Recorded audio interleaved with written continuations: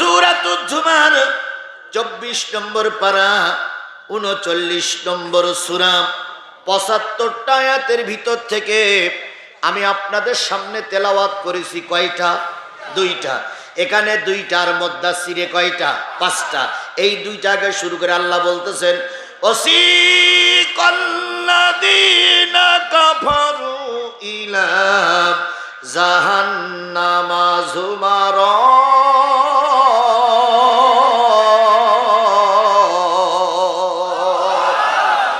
সেদিনের কথা মনে করো, যেদিন আল্লাহ কাজী হয়ে বিচার করতে বসবেন, সেদিন মানুষগুলো দুই দলে ভাগ হয়ে যাবে। একটা দল হবে জাহান্নামী, আর একটা দল হবে জান্নাতি। যারা জাহান্নামী হবে তাদের ভিতর থেকে আল্লাহ রাব্বুল আলামিন জাহান্নামী দলের লোকদেরকে ফেরেশতা কর্তৃক কোমরে দড়ি বেঁধে লাঠি দিয়ে পিটাইতে পিটাইতে একদল অস্বীকারীদেরকে জাহান্নামের দিকে নিয়ে যাবে। বলুন তো, যেই দিন মানুষদেরকে পিটাইতে পিটাইতে জাহান্নামের দিকে নিয়ে যাবে, সেই দিনটার নাম কি? আরো জোরে বলেন, সেই দিনটার নাম কি? কিয়ামতের দিন একদল ফেরেশতারা চারিপাশে ব্যারিকেড তৈরি করে লাঠি দিয়ে পিটাইতে পিটাইতে কোমরে দড়ি বেঁধে বিভিন্ন ভাষা ব্যবহার করতে করতে তাদেরকে জাহান্নামের দিকে নিয়ে যাবে। হাত্তা ইযা জাউহা ফুতিহাত আবওয়াবুহা। এমনকি এই লোকগুলো যখন জাহান্নামের দরজার সামনে চলে যাবে, জাহান্নামের দরজা কি হবে? খুলে যাবে। জাহান্নামের দরজা কি হবে? আরো জোরে বলেন, কি হবে? খুলে যাবে। বলুন তো, এই পদ্মার ওই পাশে কারা আছে আপনারা কি জানেন? আর পদ্মার ওই পাশে যারা আছে তারা কি আমাদের সম্পর্কে জানে? এইবার পদ্মা তুলে দিলি ওই পাশের লোক এই পাশের লোকের দেখতে পাবে কি পাবে না? আমরা ওই পাশের লোকের দেখতে পাবো কি পাবো না? জাহান্নামীরা জাহান্নামের সামনে দাঁড়িয়ে আছে কোটি কোটি। আদম আলাইহিস সালাম থেকে শুরু করে আমার নবীর শেষ উম্মত পর্যন্ত এর ভিতর থেকে কোটি কোটি মানুষ জাহান্নামের সামনে দাঁড়িয়ে আছে। দরজা এখনো খোলা হয়নি।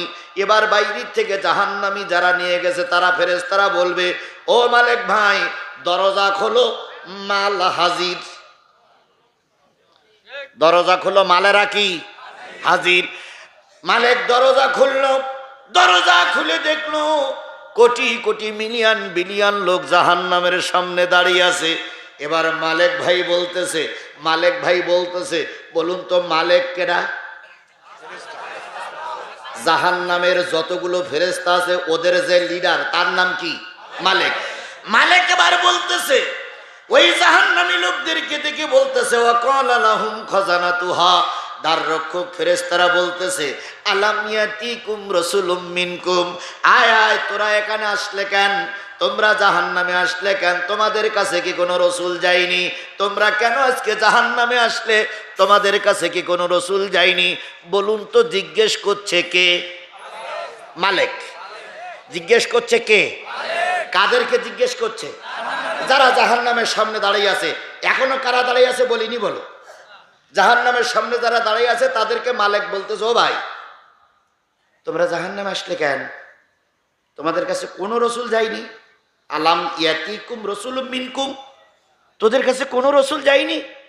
ইয়াতুলুনা আলাইকুম আয়াতি, এই যে কোরআন শরীফের 6666টা আয়াত আছে, এই আয়াতগুলো তোমাদের কাছে পড়ি শোনানোর মতন কোনো রসুল যায়নি। মালিক বলতেছে তোমরা জাহান্নামে আসলে কেন? কোরআন বলা লোক কি তোমাদের সামনে কেউ যায়নি? কোনো রসুল যায়নি।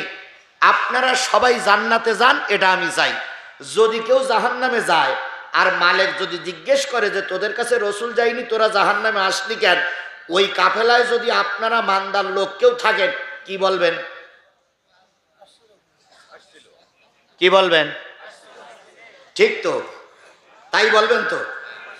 আসছিল, আমরা কি করিনি? মানিনি। আচ্ছা বলুন তো, রসুল এসেছে দেখেছেন কেডা কেডা? হাত তোলেন তো, বলেন। রসুল যে এসেছিল কেডা কেডা দেখেছেন? হাত তোলেন। আমরা কেউ দেখেছি? সেদিন মালিক বাহিনীর কথা শুনে আমাদের বাংলাদেশের চালাক লোকগুলো যদি থাকে, এরা বলবে ফেরেশতা আমরা যে সময় আসছিলাম ওই সময়ের শানে নজুল দেখ, ওই সময়ের এসে রেকর্ড দেখ, আমরা যখন বাংলাদেশে ছিলাম আমাদের সময় কোনো রসুল ছিল না, আমাদের সময় কোনো রসুল আসেনি। কথাটা ঠিক না বেঠিক? অবশ্যই ঠিক। যে দেশের মানুষ একটা ভোট দেওয়ার জায়গায় 70টা ভোট মারে, সে দেশের লোক এরকম মিথ্যা কথা বলবে, এটা আমার বিশ্বাস হয়। গত নির্বাচনে ভোটে পাশ করলো, কেউ ভোট দিতে যায়নি। ওনারা মঞ্চে দাঁড়াই বলতেছে, ভাইরা আমার, বোনেরা আমার, এবারের মতন সুষ্ঠু নির্বাচন জাতি আর কখনো দেখিনি। এবার 100% ভোট পড়েছে। এই বক্তৃতা যখন আওয়ামী লীগের নেতা ফুলের মালা পরি দিচ্ছিল, তখন পাশে ছিল হাই স্কুল। হাই স্কুলের বারান্দায় ছিল কুকুর শুয়ে। কুকুর হঠাৎ করে মাথা উঁচু করে বলতে, নেতা কি হইল? কালকে তো কেউ ভোট দিতে আসেনি, পুলিশ তো লুডু খেলেছে, আর আমি তো শুয়েছিলাম এই বারান্দায়, এই দরজার মুখী, কেউ তো ভোট দিতে আসেনি।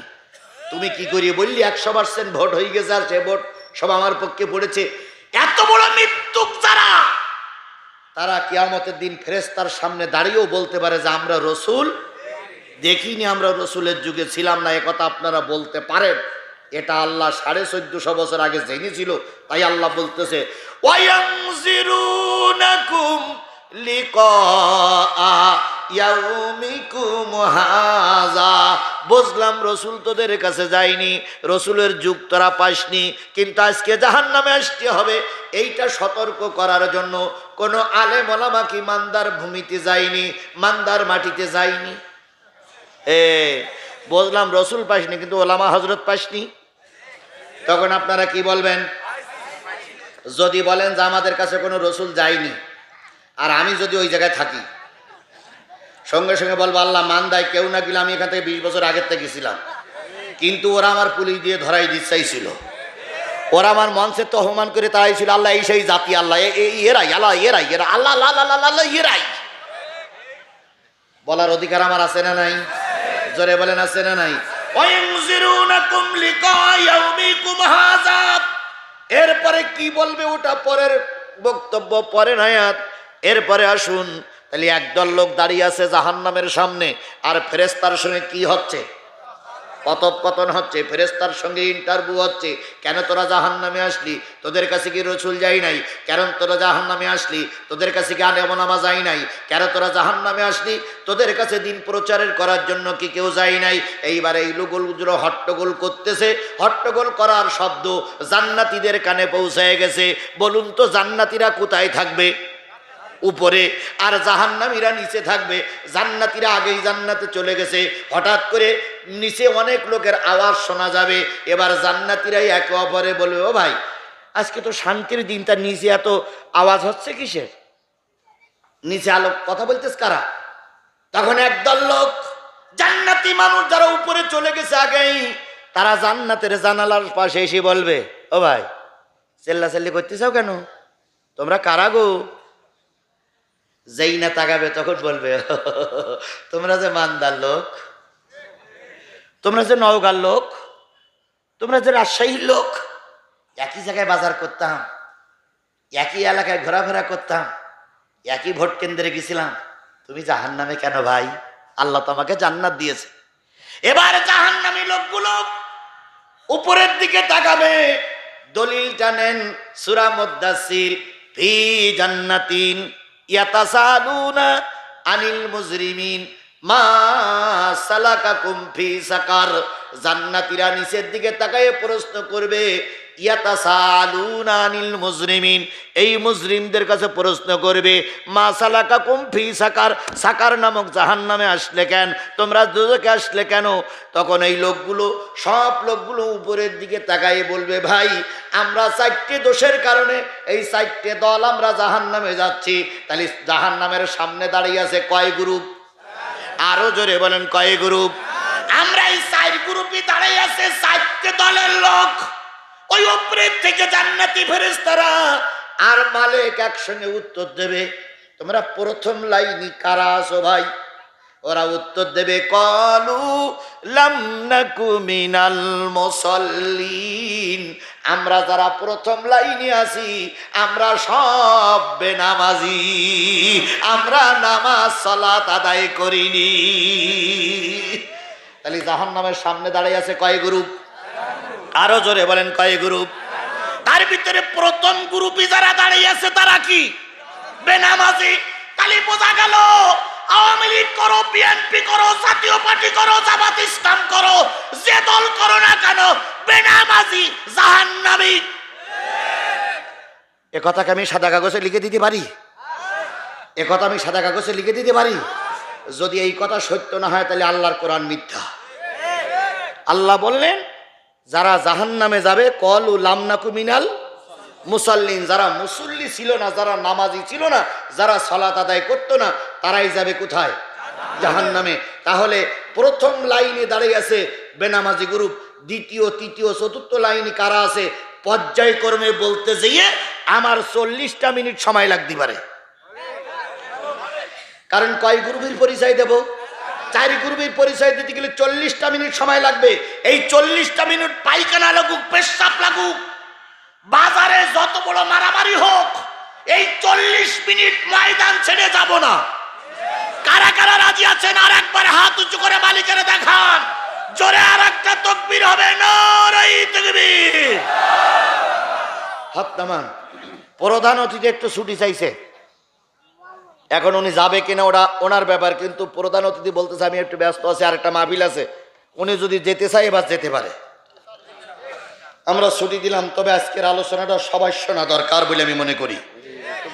জামাতে ইসলামের শোনার দরকার, তারপরে বিএনপি শোনার দরকার, সকলের শোনার দরকার। কথা বলেন। আমি কিন্তু কোরআনের দলিল দিয়ে দেখছি, আপনি যদি মনে করেন হুজুর আমি এটা মিলাবো, তাহলে বাংলায় কোরআন শরীফ এনে আমার সঙ্গে আপনি মিলান। আলহামদুলিল্লাহ, আল্লাহ হয়তো হেদায়েত নসিব করে দিতে পারে। এখন প্রধান অতিথি বলতেছে আজকের আলোচনা খুব গুরুত্বপূর্ণ হচ্ছে, তাহলে আর আমি যাব না। আল্লাহ ওনাকে সহ সবাইকে কবুল করুক। আরেকটু জোরে বলেন আমিন, আরো জোরে আমিন। তাহলে প্রথম লাইনে দাঁড়াই আছে তারা কারা? আরো জোরে বলেন, বেনামাজি। এবার তাই যদি হয়, আপনি যে দল করেন ওই দলের ভিতরে যদি বেনামাজির সংখ্যা বেশি হয়, ইয়াউমা নাদু কুল্লা উনাসিম বিইমামিহিম, কিয়ামতের দিন সকল নেতা ডাকা হবে কর্মী সহ। সকল নেতা ডাকা হবে কর্মী সহ। কি সহ? মুজিবারের দল যারা করেন তারা উঠবেন মুজিবারের সাথে। এতদিন 16 বছর 16.5 বছর শেখ হাসিনা জয় বাংলা, কি শেখ হাসিনা জয় বাংলা স্লোগান যারা দিয়েছেন, সাদা কাগজে লিখে নাও, শেখ হাসিনা মুজিবার যেখানে থাকবে তোমরাও সেখানে থাকবা। এবার আসেন, বাংলাদেশ জাতীয়তাবাদী দলের প্রতিষ্ঠাতা কে? শহীদ প্রেসিডেন্ট জিয়াউর রহমান। বাংলাদেশের যতগুলো নেতা মারা গেছে, কোন নেতার প্রথমে শহীদ লেখা হয় না।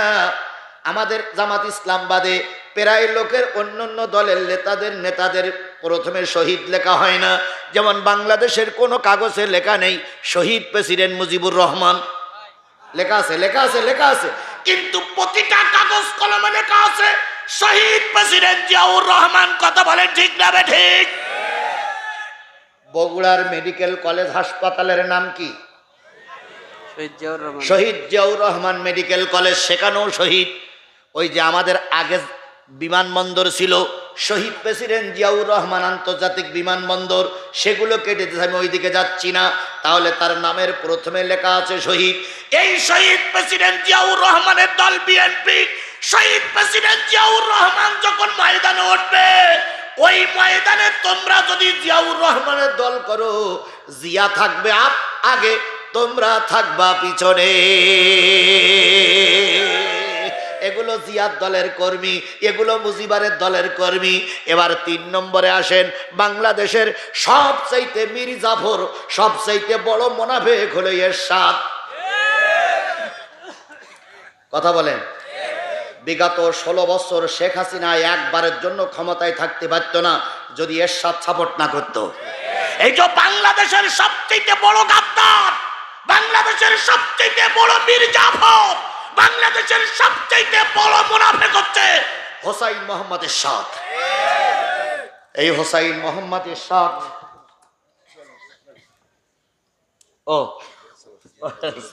হোসাইন মোহাম্মদ এরশাদ যেখানে থাকবে আপনাকেও যারা জাতীয় পার্টি করেন তাদের থাকতে হবে। এবার আসুন, বাংলাদেশ জামাত ইসলামের আমির শহীদ প্রেসিডেন্ট শহীদ মতিউর রহমান নিজামী, শহীদ আব্দুল কাদের মোল্লা, তারপরে কি শহীদ আল্লামা সাইদি, কিয়ামতের দিন এরা যেখানে উঠবে আপনারা যারা জামাত ইসলাম করেন তারা তার সঙ্গে উঠবেন, যারা হাত পাকায় বাতাস খান চরমনার পিসেব যেখানে উঠবে সেখানেই উঠবেন আপনারা। এভাবে যারা তারা তাবলিগ করেন তাবলিগের সঙ্গে উঠবেন। তাহলে যে যে দল করেন সেই দলের নেতা সহ ডাকা হবে। এবার আপনাকে বলা হবে আপনার দলের লোক যদি 60% নামাজি হয় আপনার দল এবং আপনি জান্নাতি। খুব তাড়াতাড়ি নির্বাচন আমার দেশে হবে, কবে হবে তা আমি জানি না। কেউ বলতেছে ডাক্তার মোহাম্মদ ইউনূস 2 বছর থাক, কেউ বলতেছে 3 বছর থাক, কেউ বলতেছে 4 বছর থাক, কেউ বলতেছে 5 বছর থাক, আবার কেউ কেউ বলতেছে ও যেন মোটে না নামে, এরকম বলতেছে না। আর আমাদের বিএনপির ভাইরা বলতেছে যদি নির্বাচন না দেয় এমন হরতাল ডাকবো যে হরতাল বাংলাদেশের লোক চোখই দেখিনি। তার মানে কেউ বলতেছে নির্বাচন দেয়, কেউ বলতেছে নির্বাচন দেওয়ার দরকার নাই, কেউ বলতেছে উনি থাক, কেউ বলতেছে ওনার থাকার দরকার নেই। আমি বিতর্কে যাব না, আমি বিতর্কে যাব না, বিতর্কে যাবার আমার দরকারও নাই। তাহলে কিয়ামতে আপনার জাতীয় সংসদ নির্বাচন হলো, জাতীয় সংসদের আসন কত?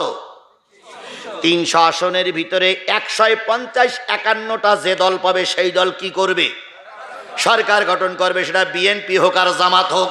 যে দল 151টা আসন পাবে সেই দল সরকার গঠন করবে। এটা যদি দুনিয়ার নিয়ম হয়, কিয়ামতের দিন আপনার দলের যত নেতা কর্মী আছে সব দলের নেতা কর্মীরা যদি শতকরা 51% নামাজি হয় তাহলে জেনে নিও তোমার দল আল্লাহর জান্নাতি।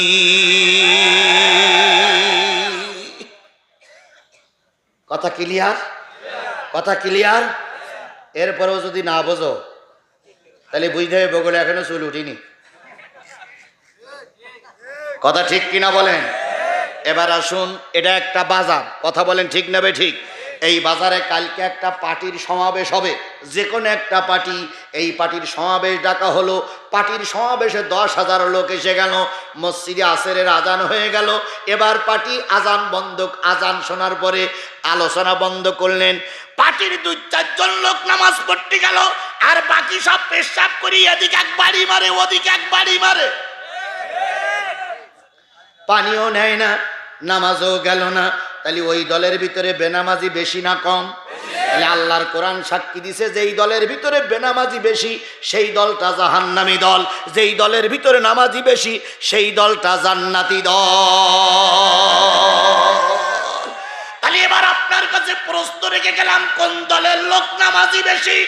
যদি বিএনপি নামাজি লোক বেশি থাকে বিএনপির দল করবেন, যদি জামাত ইসলামে নামাজি লোক বেশি থাকে, যদি নামাজি লোকে দল না করেন কিয়ামতের দিন আল্লাহর আদালতে কৈফিয়ত দেওয়া লাগবে।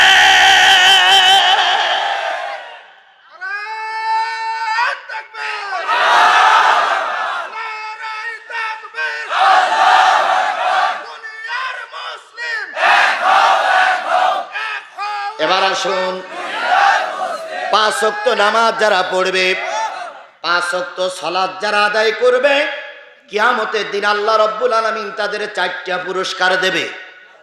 কয়টা? 1 নম্বর, 5 ওয়াক্ত সালাত যারা আদায় করবে তারা জান্নাতে যাবে। 5 ওয়াক্ত সালাত যারা আদায় করবে তারা দোজখে যাবে না। 5 ওয়াক্ত সালাত যারা আদায় করবে তাদের কবরে আযাব হবে না। 5 ওয়াক্ত সালাত যারা আদায় করবে মরার সময় ঈমান নিয়ে মরবে, বেঈমান হয়ে মরবে না। 5 ওয়াক্ত সালাতের ভিতরে এই বরকতগুলো আল্লাহ পাক দান করেছেন।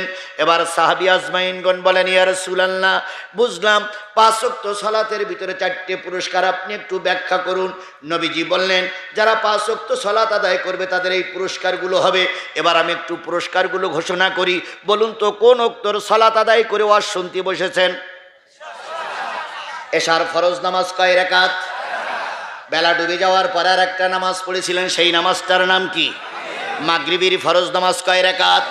4 আর 3 7 রাকাত নামাজের পাবন্দি যে সমস্ত মুসলমানেরা করবে, কিয়ামতের দিন যখন রোজে মহশরের ময়দানে উঠবে অথবা কবরে যাবে, এই 7 রাকাত নামাজের ওসিলা করে আল্লাহ 7টা জাহান্নামের দরজা বন্ধ করে দেবে।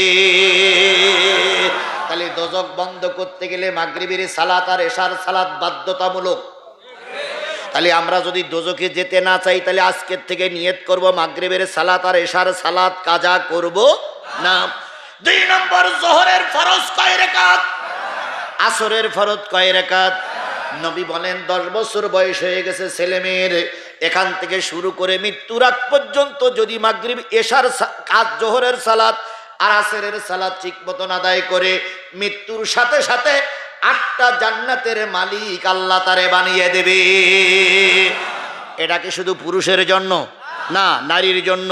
তাহলে 4 আর 4 8 টাকার বিনিময়ে 8টা জান্নাতের মালিক বানানো হলো। 4 আর 3 7 রাকাত নামাজের বিনিময়ে আল্লাহ পাক 7টা জাহান্নাম বন্ধ করে দিল। এবার বলুন তো বাকি আছে 1 ওয়াক্ত, সেই ওয়াক্তটার নাম কি? ফজরের ফরজ নামাজ কয় রাকাত? এই 2 রাকাত নামাজ যে বাজিনে আদায় করবে আল্লাহ পাক তার 2টা পুরস্কার দেবে। 1 নম্বর পুরস্কার, ফজরের নামাজ আদায়কারীকে আল্লাহ কবরে আযাব দেবে না। তাহলে কবরের আযাব যদি মাফ করতে চান ফজরের নামাজ আদায় করা লাগবে। কারণ জীবনের যত নামাজ আছে, ফজরের নামাজ জীবনের সবচেয়ে কঠিন নামাজ। প্রায় নেতাদের প্রায় বক্তাদের প্রায় হুজুরদের কাজা হয়ে যায় কোন ওয়াক্তর নামাজ? ফজরের নামাজ। এই ফজরের নামাজ যে ব্যক্তি আদায় করবে তার কবরে কি হবে না? আযাব হবে না। এই ফজরের নামাজ যে ব্যক্তি আদায় করবে সেই ব্যক্তি মরার সময় ঈমান নিয়ে মরবে, বেঈমান হয়ে মরবে না। তাহলে ঈমান নিয়ে যদি মরতে চান ফজরের নামাজ লাগবে। যদি আপনার কবরের আযাব বন্ধ করতে চান ফজরের নামাজ লাগবে। জাহান্নামের দরজা বন্ধ করতে চাইলে মাগরিবের নামাজ আর এশার নামাজ লাগবে। এবার জান্নাতের দরজা দিয়ে যদি জান্নাতে যেতে চান জোহরের নামাজ আর আসরের নামাজ লাগবে। তাহলে 5 ওয়াক্ত নামাজের ভিতরে এই পুরস্কারগুলো যেখানে আছে সেখানে এই নামাজ আমরা ছেড়ে দেব? জোরে বলেন, ছেড়ে দেব? এবার আসেন আর একটু সামনে যাই। ইস্তাবারাল্লাযীনা তুবিউ মিনাল্লাযীনা তাবাউ ওয়া রাআউল আযাবা ওয়া তাকাত্তাআত বিহিমুল আসবাব। এই এলাকার থেকে একজন এমপি বিএনপির হোক আর জামাতের হোক হবে কি? হবে না? যে একজন তো হবে। এইবার বলুন তো ওই এমপি মারা গেলি এই এলাকায় ঘুমই থাকবে না? সৌদি আরবে যে ঘুমাবে এই এলাকায় ঘুমোবে।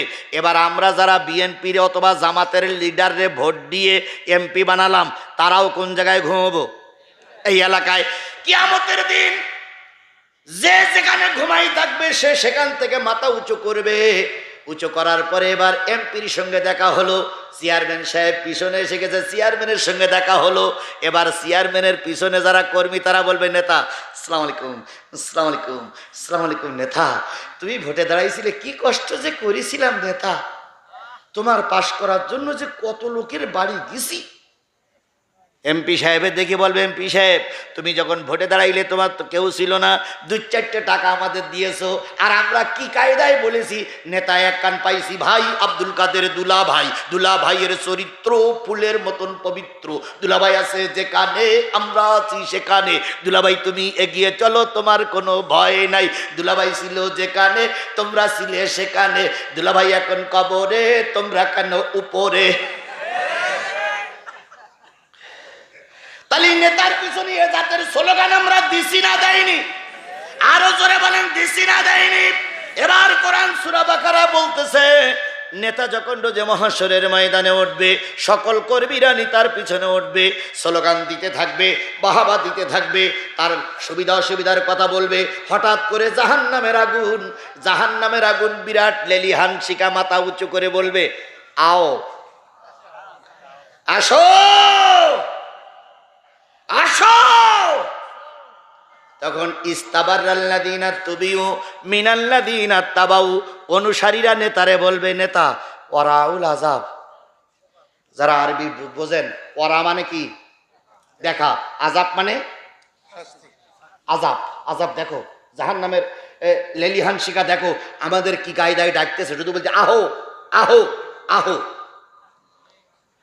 নেতা, তুমি বলেছিলে জামাত ইসলামের ঠাং বুড়ো করে দাও, দিয়েছিলাম। তুমি বলেছিলে বিএনপির নেতার নামে মামলা দাও, আমি থানায় গিয়ে বিএনপির নেতার নামে জিডি করেছিলাম। তুমি বলেছিলে কোরআনের মাহফিলের বক্তার নামে দাও, আমি দিয়েছিলাম। তুমি বলেছিলে হুজুরদের নামে মামলা দাও, আমি দিয়েছিলাম। তুমি ছিলে আমার নেতা, আমি ছিলাম তোমার কর্মী। দেখো এবার জাহান্নাম তোমারও ডাকতেছে, আমারও ডাকতেছে। এখন এই ব্যাপারে তুমি একটু জাহান্নামের ব্যাপারে কথা বলো। তখন নেতা বলবে, ও ভাই, দুনিয়ায় মাতবারি ছিল, এখানে কোনো মাতবারি খাটবে না। অনুসারীরা তখন বলবে, হায় আফসোস, কোন ইবলিসের দল করলাম, যে ইবলিস পরকালে কাজে লাগলো না।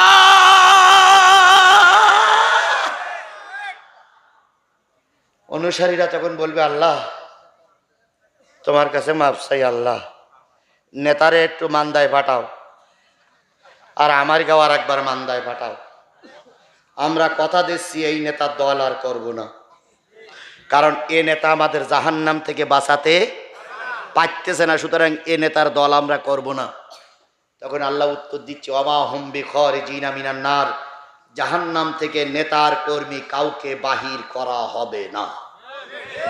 সুতরাং আজকের এই মুহূর্তে এখানে বসেই সিদ্ধান্ত নিতে হবে, যে যে দলের কর্মী আগামীতে যে যে দলের ভোট দিবেন, সেই দলে যদি নামাজি সংখ্যা বেশি হয় আমরা ওই দলে থাকব, আর ওই দলে যদি বেনামাজি সংখ্যা বেশি হয় আমরা কোরআন শরীফ শুয়ে বায়াত গ্রহণ করব, বেনামাজির দলে আমরা নাই।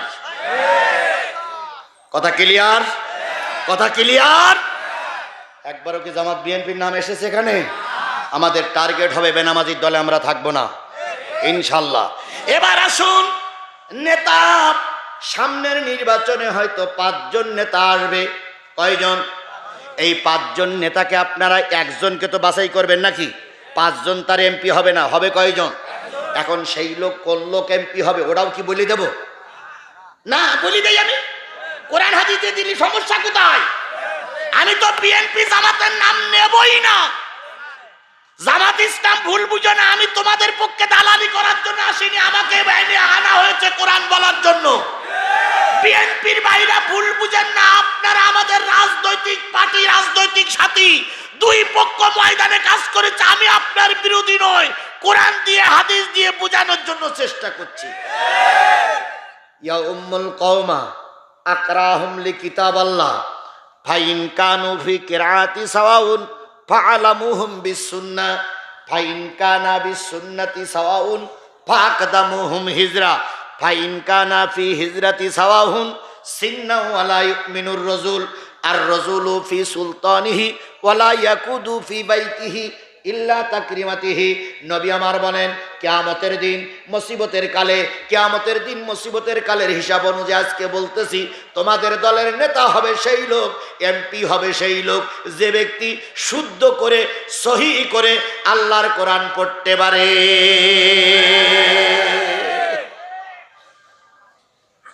ভাই এখানে কি হচ্ছে? চুপ।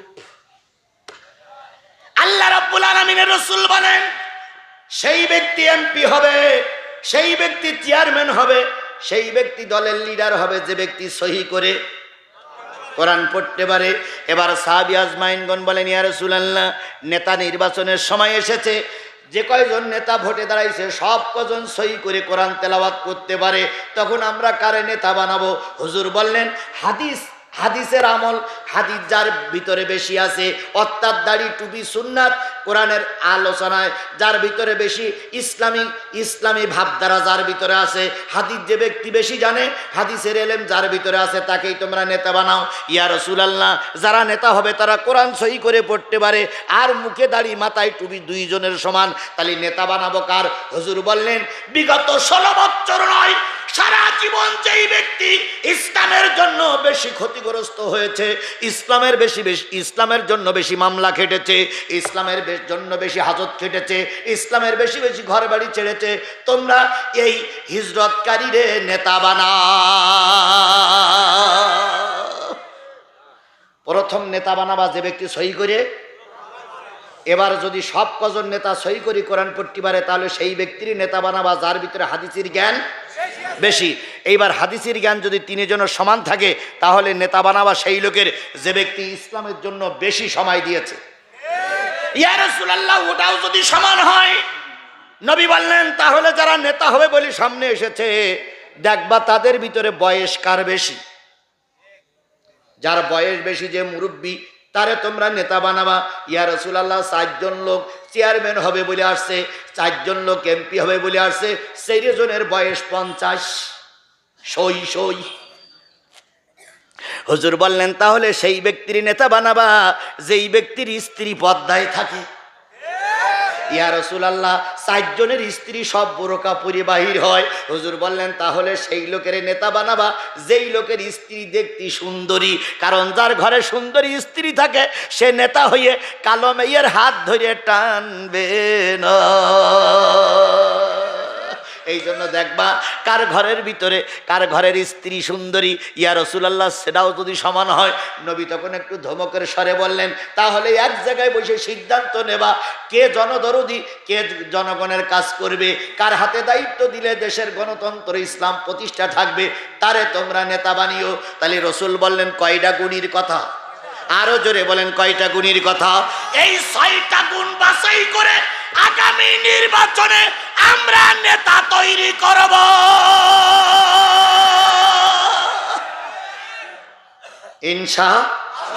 ইনশাআল্লাহ।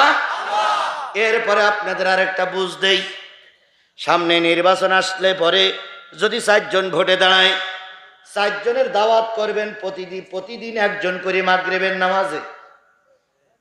আপনি কালকে মাগরিবের নামাজে আসবেন বাজার মসজিদে, আসার পর ওনার বলবেন যে আপনি তো কিছুদিন পরে 2 লক্ষ মানুষের নেতা হবেন, তা আজকে আমাদের এই বাজারে 300 লোক মসজিদে আছে, 300 লোকের একটু ইমামতি করেন।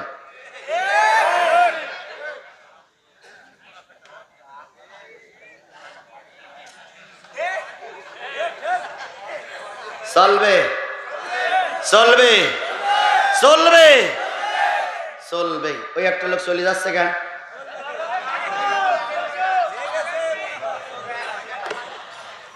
আল্লাহ, কয়জন লোক, কয় শ্রেণীর মানুষ দাঁড়াই আছে? তার ভিতরে কয় শ্রেণীর ব্যাখ্যা হচ্ছে? ইন্টারভিউ নিচ্ছে কারা? ওপরের জান্নাতি আর এই ফেরেশতারা। আর ইন্টারভিউর উত্তর দিচ্ছে কারা? জাহান্নামীরা। জাহান্নামীর প্রথম সারিতে যারা আছে তারা কিন্তু উত্তর দিচ্ছে, আর এখনো কয় সারি বাকি আছে? তাহলে 1 সারি সহ্য করতে পারতেছে না, 3 সারি সহ্য করতে গেলে তো আপনাদের পায়খানা হয়ে যাবে। সহ্য করার মতন ক্ষমতা আছে তো আপনাদের? ইনশাল্লাহ ক্ষমতা আছে তো? বলুন তো, একবারও জামাত ইসলামকে ক্ষমতায় নিয়ে যাবার কথা বলেছি? বিএনপি ক্ষমতায় যাক, এটা চাই কি চাই না তাও একবারও বলেছি? আমি কোরআন হাদিস দিয়েই বোঝানোর জন্য চেষ্টা করছি, কথা বলেন ঠিক না বেঠিক? তাহলে আপনি 4 দিন 4 জনের দাওয়াত করবেন কোন নামাজের ইমামতি করার জন্য, তবে জোহরের আর আসরের ইমামতি করতে দেবেন না, কারণ জোহরের আর আসরের ইমামতি করতে গেলে ইমাম কি পড়ে কেউ জানে না। এই জন্য বাতিনি তেলাওয়াত সেখানে দেবেন না, যেখানে জাহিরি তেলাওয়াত আছে সেখানে দেবেন। এরপরে যদি আপনার ওই ইমাম সাহেব যিনি 2 লক্ষ মানুষের ইমাম হবে 2 মাস পরে, এই লোক যদি মসজিদে ইমামতি করতে না পারে, তাহলে বুঝতে হবে এই লোক সমাজের ইমাম হয়ে টিকতে পারবে না। এই জন্য মসজিদের ইমাম যে ব্যক্তি হতে পারবে না, আগামীতে সিদ্ধান্ত নেব তাদেরকে আমরা জাতির নেতা বানাবো না।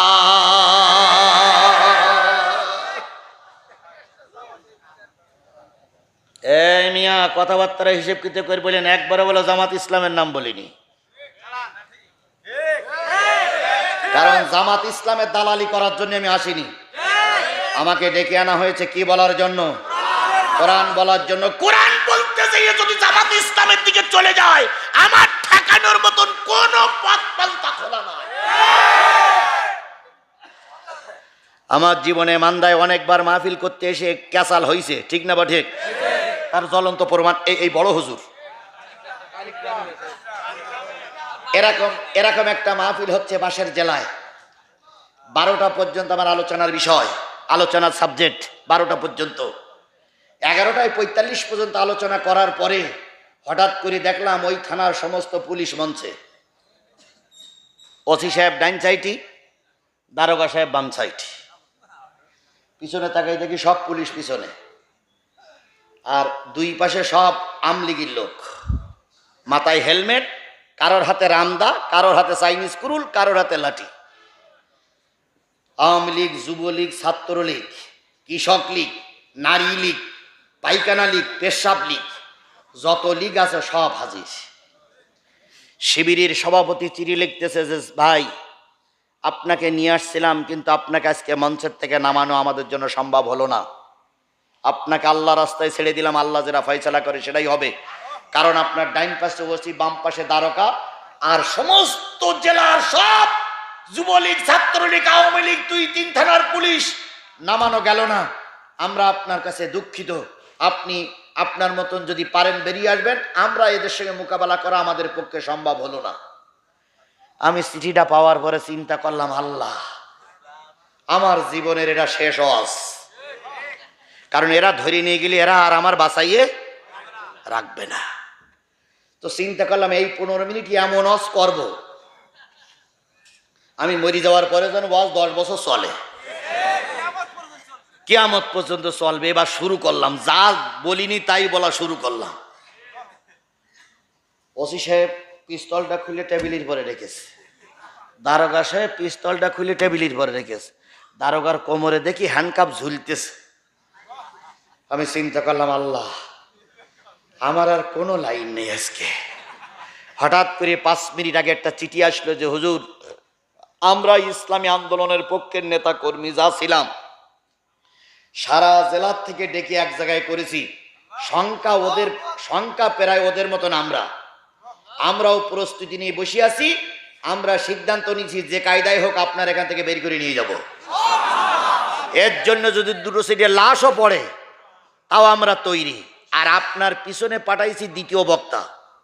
আপনি মোনাজাত হাফ করবেন আর 2য় বক্তার হাফ দেবেন।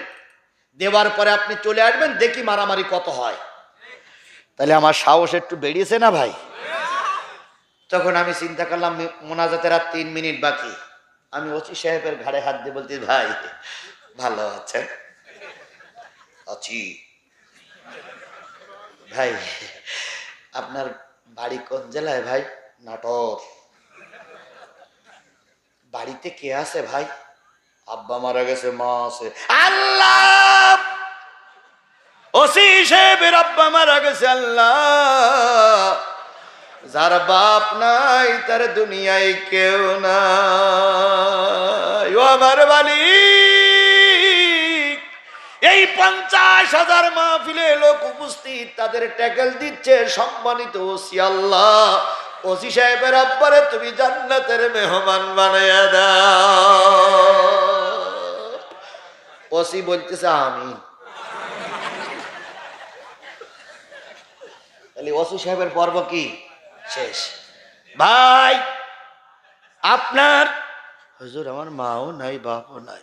আল্লাহ, দারোগার মাও নাই, বাপও নাই। আল্লাহ, দারোগা বড় ইতিম, মা নাই, যার বাবা নাই, তার ব্যথা বোঝার মতন কেউ নাই। আল্লাহ, আমার রফিক ভাই বাপ মাকে মাফ করে। ওর মন দেখলাম একটু নরম হইল। তাহলে 2 জনের জব একটু নরম করে নিয়ে আসলাম। তারপরও অন্যান্য গুলো খুব মেজাজে তাকাচ্ছে। ওদের টার্গেট হলো নামলেই হয়, নামলেই হয়, নামলেই হয়। পিছন দিক তাকাই দেখি 2য় বক্তা বসে আছে। দ্বিতীয় বক্তা আমার মোনাজাতে শরীক হয়ে মোনাজাত ওই আমি শুরু করে ছেড়ে দেব, ওই করবে। এবার আমি ওসি সাহেবের বলতেছি, দারোগা সাহেবের বলতেছি, ভাই চোখ বন্ধ করে মোনাজাত করলে আল্লাহ বেশি কবুল করে। আমার জীবনের কথা বলছি, বানানো কোনো গল্প নিয়ে আপনাদের সামনে হাজির হইনি। চোখ বন্ধ করে মোনাজাত করলে আল্লাহ বেশি কবুল করে। সুতরাং আমরা এখানে যত লোক আছি সবাই এখন চোখ বন্ধ করব, চোখ বন্ধ করে মালিকের কাছে কানবো, মালিক যেন বাপ মা দাদা দাদি 14 গোষ্ঠীরে মাফ করে দেয়। একথা বলার সাথে সাথে দেখলাম ওসি সাহেব চোখ বন্ধ করলো, দারোগাও চোখ বন্ধ, পিছনে কিছু পুলিশ আছে তারাও চোখ বন্ধ। এবার আমি মোনাজাত শুরু করেছি, রব্বানা যালামনা আনফুসানা ওয়া ইল্লাম তাগফির লানা ওয়া তারহামনা লানাকুনান্না মিনাল খাসিরিন।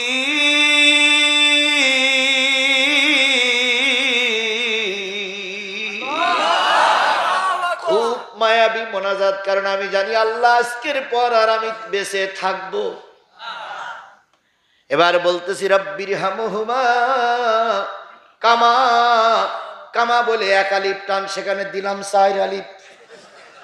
কামা টান দিয়ে 3 আলিফ যেই হইছে, সেই দ্বিতীয় বক্তারে এই চেয়ারে বসে বলতেছি একান্তে শুরু কর। দ্বিতীয় বক্তা বলতেছে কামা রব্বা ইয়ানি সগীরা। ওসি সাহেবের চোখ, দারোগার চোখ। দ্বিতীয় বক্তা শুরু করেছে, রব্বানা ইন্নানা আমান্না ফাগফির লানা যুনুবানা ওয়া কিনা আযাবান্নার। ওরা বলতেছে আমিন আমিন। এভাবে করতে করতে 7 মিনিট আরবিতে মোনাজাত করেছে দ্বিতীয় বক্তা, আর 7 মিনিট করেছে বাংলায়। 15 মিনিট পরে যেই মোনাজাত ছেড়ে দিয়েছে, ওয়াখির দাওয়ানা লা ইলাহা ইল্লাল্লাহ মুহাম্মাদুর রাসূলুল্লাহ। ওসি ধরিয়েছে ডাইন হাত, দারোগা ধরিয়েছে বাম হাত। হ্যাঁ হুজুর, এতক্ষণ কি ওয়াজ করলেন আপনি? ফাজলামি করার জায়গা পান না? বাংলাদেশের একজন প্রধানমন্ত্রী আছে, তার নিয়ে আপনি আজে বাজে কথা বলেছেন। চলেন, এসপি সাহেব আপনার ডেকেছে, এসপি সাহেবের সাথে কথা বলতে হবে, চলেন। দ্বিতীয় বক্তা বলতেছে, কারে কি বলতেছেন আপনি? আপনি কার হাত ধরে টানাটানি করতেছেন? তা বলতেছে আপনি এতক্ষণ ওয়াজ করলেন। দ্বিতীয় বক্তা বলতে, ওয়াজ আমি করেছি, ওয়াজ করেছে জিহাদি। আপনি জিহাদি না? আমি জিহাদি না তো, সে জিহাদি তো চলে গেছে। তো বলতেছে আমরা এখানে বসে থাকলাম জিহাদি। এবার উনি বলতেছে এই লোকগুলো যারা আছে আপনাদের দলের লোক, বলুক তো ওরা যে আমি কি সে জিহাদি? তো ওসি সাহেব যুবলীগের নেতা জিজ্ঞেস করতে, এ লোক ওসি, এ লোক হলো জিহাদি না? কাছে না স্যার, মোনাজাত শুরু করি এর কাজ যেতে এসে চলে গেছে। ভালো করে খেয়াল করেন, জীবনের কত ঝুঁকি নিয়ে এই ময়দানে কাজ করতে হয়েছে, কত ঝুঁকি নিয়ে কথা বলতে হয়েছে। এখন তো অনেক বক্তারা সারা জীবন কথা বলিনি, এখন রাজমিস্ত্রি সেজেছে। কথা বলেন ঠিক না বেঠিক? অনেক বক্তারা মঞ্চে সে এমন কথা বলতেছে মনে হচ্ছে ওরাই সব রাজমিস্ত্রি আর আমরা জোগাড়ি। এরপরে 2 জনের হাত ধরে বলতেছে আপনি সে লোক না? কয় না। পুলিশের হাত, পুলিশ হাত ছেড়ে দিয়ে এসপি সাহেবের কাছে ফোন দিয়ে বলতে, স্যার এ লোকের ধরা যাবে না। তো এসপি সাহেব বলতেছে কেন? বলছে স্যার আমরা সব মঞ্চে বসা, সুদৃষ্টি দিয়েই বসেছিলাম স্যার, কিন্তু কোন ফাঁকে যে মোনাজাত আরাক হুজুরির কাছ দিয়ে চলে গেল স্যার আমরা কেউ বুঝতে পারলাম না স্যার। সুতরাং এ হইল জেন হুজুর, এ মানুষ না স্যার। আপনি যদি সমস্ত উত্তরবঙ্গের পুলিশ সব হাজির করেন, এ জিহাদি ধরা যাবে না স্যার, আমরা পারবো না, ক্ষমা চাই। বলুন আজকে আপনারা এই কথাটা শুনে একটু আনন্দ পাইলেন, কিন্তু বলুন তো ওই দিনটা আমার জন্য কত ভয়াবহ ছিল। ওই দিনটা জিহাদির জন্য কত কষ্টের দিন ছিল, একবার হিসাব করে দেখেছেন আপনারা? সেই দিনটা কত ঝুঁকি নিয়ে, কত রিস্ক নিয়ে, কত জীবনের ঝুঁকি নিয়ে ময়দানে সেই দিন টিকে থাকতে হয়েছিল। সেদিন ময়দান ছেড়ে দেয়নি, আর আজকে ময়দান ছাড়ার প্রশ্নই ওঠে না। ডাইনে ভাবে সব জামাত বিএনপির লোক, কথা বলেন ঠিক না বে ঠিক? সামনে সব জামাত বিএনপির লোক, পিছনে জামাত বিএনপির লোক, গোটা বাজারে সব জামাত বিএনপির লোক। এখানে কথা গোপন করার প্রশ্নই ওঠে না। তাহলে আমার আলোচনার বিষয় ছিল জাহান্নামে যাবে কারা। সর্বপ্রথম যারা দাঁড়িয়ে আছে তারা কোন গ্রুপ? তাহলে আমরা আজকের থেকে শপথ নিলাম বেনামাজি থাকবো না। বেনামাজি যারা দলে বেশি সেই দলে আমরা যাব না। তাহলে আজকের থেকে নিয়ত করব। ভাই জি জি ভাই, অনেক অনেক শুক্রিয়া, অনেক শুক্রিয়া। জি ভাই, আমার সোনা ভাই, আমার অনেকক্ষণ বসে থাকলেন। আসেন আর এক নেতা আসেন সামনে। চলবে চলবে কতক্ষণ? সারা রাত চলবে, সারা রাত শ্রোতারা থাকবে, বক্তা থাকতে পারবে না।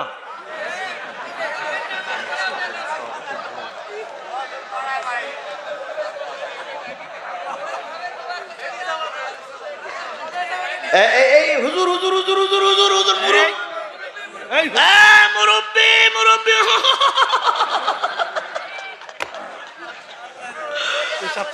জি ও ভাই, 12টা বেজে গেছে। এখন ওয়াজ করতে গেলে চারিদিক খেয়াল করতে হবে।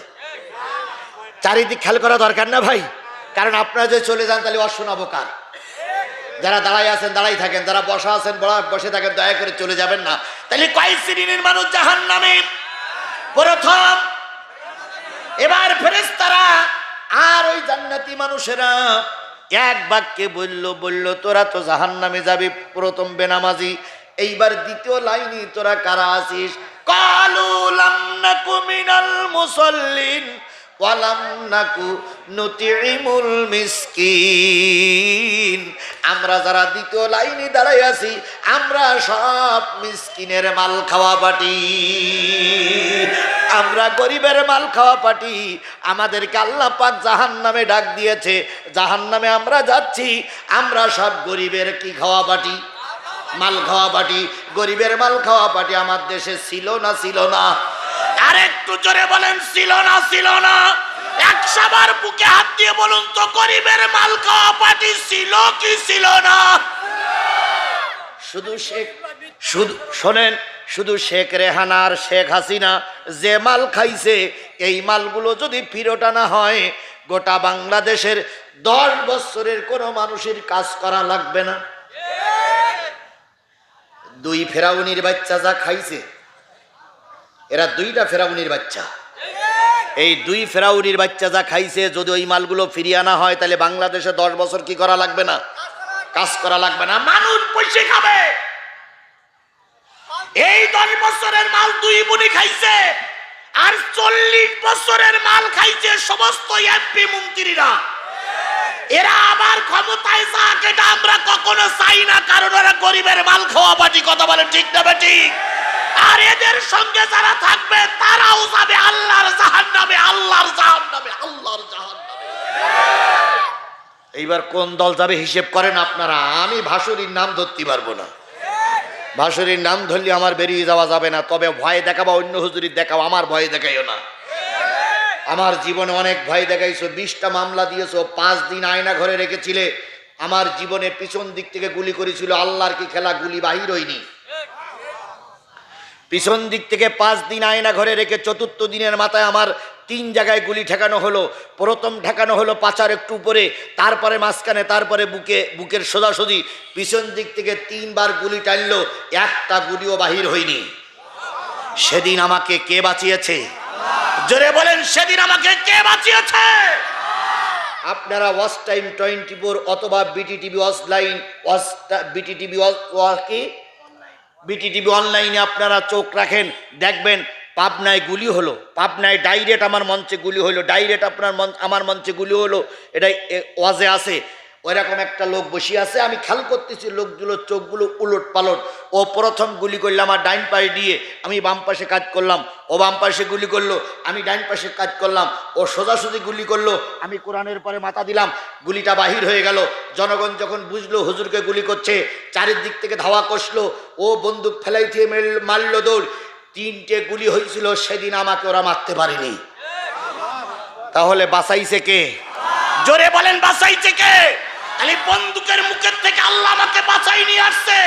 5 দিন দিন আইনা ঘরে ছিলাম, ওরা আমাকে মারতে পারি নাই। 20টা মামলা খেয়েছি, ওরা আমার ক্ষতি করতে পারি নাই। সুতরাং আজকে কোরআনের কথা বলতে যেয়ে 1 ইঞ্চি দূরে সরে যাব না। যদি মৃত্যু হয় সদরে গ্রহণ করব, তবুও কারোর কাছে মাথা নত করব না, করব না, করব না।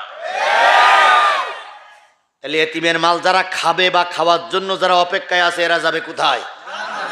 তাহলে এতিমের মাল খাওয়ার সম্ভাবনা যাদের হাতে আছে তাদেরকে আমরা ক্ষমতায় বসাবো না ইনশাআল্লাহ। মামুনুল হকের চেনেন আপনারা? মামুনুল হকের একটা ওয়াজ আমি একটু রিলি করব।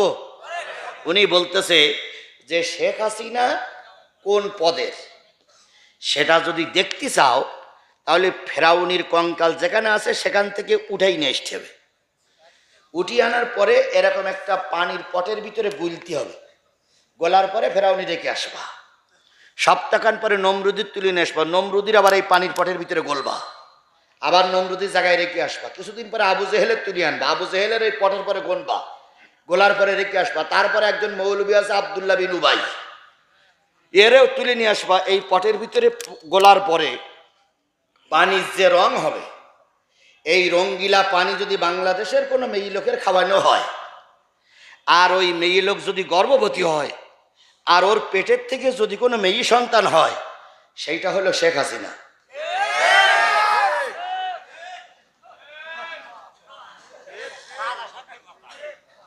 কথা সত্য তো? এ ওয়াজ কি আমার? কার ওয়াজ? আপনারা আজকে বাড়ি যেই মামুনুল হকের ওয়াজ সার্চ দেবেন, যদি মামুনুল হকের কথা আর আমার কথা খেটে যায় তাহলে মামলাটা মামুনুল হকের নামে করবেন। কারণ আমার আর মামলা দিয়ে এমনি ভাই মামলা খেয়ে এমনি জর্জরিত। আল্লাহ আমাদের হেফাজত করুক। তাহলে এতিমের মাল যারা খাবে, এতিমের মাল খাওয়ার নিয়ত যারা করবে, তারা যাবে কোথায়? তাহলে এতিমের মাল যাদের কাছে গেলে এতিম বুঝে পাবে, আগামীতে আমরা ওই দলকে ক্ষমতায় দিয়ে দেব। গোটা বাংলাদেশ সফর করতেছে আমি। গতকালকে আমার সফর ছিল বগুড়ায়, তার আগের দিন সফর ছিল আপনাদের বাঘা, রাজশাহী বাগায় আমার সফর ছিল। রাজশাহী বাগাতে গেছিলাম বগুড়ায়, বগুড়াতে আসলাম এখানে। আগামীকাল সফর করব নাটোর, নাটোরের থেকে তারপরের দিন আপনার আবার এলাকায় আসবো পত্নীতলা, সাপার পত্নীতলা। তারপর দিন মাহফিল আমার কুষ্টিয়া। আমি আপনার জাহিরি করার জন্য বলতেছি না, সারা দেশ আমি সফর করে বলেছি। 5ই আগস্টের পর থেকে এই পর্যন্ত বাংলাদেশের কোনো জেলা সফর করতে আমার বাকি নাই। প্রত্যেকটা জেলা সফর করে আমার যা ধারণা হয়েছে, আমার যা মেসেজ এসেছে, আমার যা আইডিয়া হয়েছে, আমি দেখতেছি, আমার অন্তর দিয়ে আমি দেখতেছি এই অবস্থা যদি ঠিক থাকে, আগামী দেশ হবে টুপিওয়ালার দেশ। এই অবস্থা যদি ঠিক থাকে, আগামী সংসদ হবে টুপিওয়ালার সংসদ, আগামী গণভবন হবে টুপিওয়ালার গণভবন।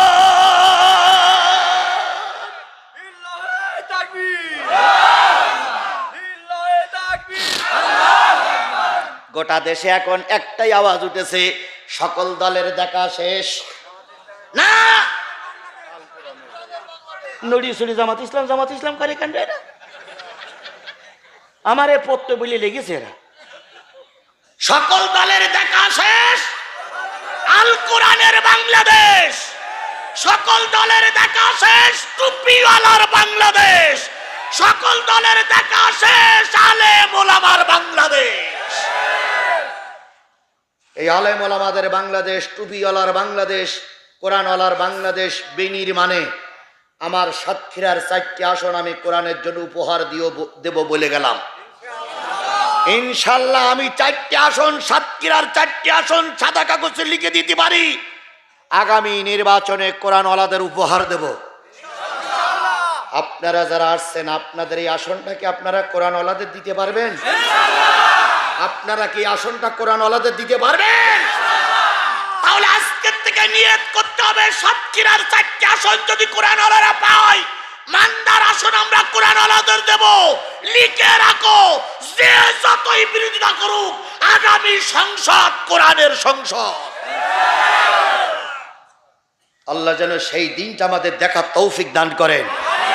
আর একটু জোরে বলেন আমিন। এখন এই কথা শুনিয়ে আনন্দ করে বগল দাবলাইলে কি ক্ষমতায় যাওয়া যাবে? সবাইকে মাঠে কাজ করতে হবে। কথা বলেন ঠিক না ঠিক? জিহাদি যেমন ঝুঁকি নিয়েছে, আপনারা যদি জিহাদিকে প্রকৃত আল্লাহর রাস্তে ভালোবেসে থাকেন, আজকের থেকে আপনাদেরকে ঝুঁকি নিয়ে ময়দানে থাকতে হবে। 53-54টা বছর আমরা সকল দলের দেখেছি, আমরা আগামী নির্বাচনে কোরআনওয়ালাদের দেখতে চাই। সবাই একমত? কিছু কিছু লোক মনে করতেছেন টুপিওয়ালারা টুপিওয়ালাদের বিরোধিতা করে, যার কারণে ক্ষমতায় যেতে পারে না। সেই বিরোধিতা আগামীতে আর হবে না। যদি বলেন কেন হবে না, আমাদের এই বাংলাদেশ জামাত ইসলামের, আপনাদের জামাত ইসলামের যিনি আমির, এই যে সাদা দাড়িওয়ালা সাদা চুলওয়ালা, এর সারা সমস্ত শরীর সাদা, ওনার বুদ্ধিটাও সাদা। উনি চিন্তা করলো যতবার ক্ষমতায় যাওয়ার জন্য পরিকল্পনা করি, ততবারই চরমনাইওয়ালারা আমাদের বিরুদ্ধে ফতোয়া দেয়, যেটা ইসলামী দল না। এই দলের যারা মারা যাবে তারা কবর দিলি সেই কবরে ঘাস হলি, উক্ত ঘাস গরুতে খালি, উক্ত গরুর গোশত খাওয়া হারাম।